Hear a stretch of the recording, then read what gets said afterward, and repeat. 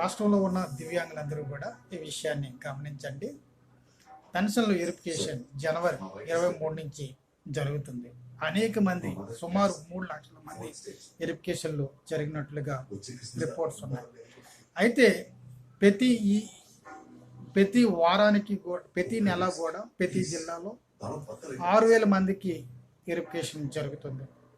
అయితే వెరిఫికేషన్ జరిగిన వారు అందరూ కూడా చాలా అధైర్యపడుతున్నారని వాస్తవాలు బయటపడుతున్నాయి.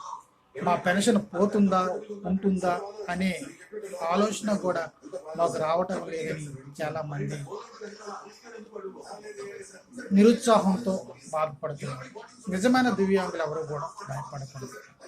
మీకు ఏ విధమైన పెన్షన్ తొలగింపు ఉండదు. ధైర్యంగా ఉండాలి. ఎందుకంటే అర్హత లేని వారికి మాత్రం తొలగించడం తప్పనిసరి అవుతుంది. కాబట్టి ఈ విషయాన్ని గమనిస్తారనేసి రాష్ట్రంలో ఉన్న దివ్యాంగులందరికీ కూడా తెలియజేస్తారు.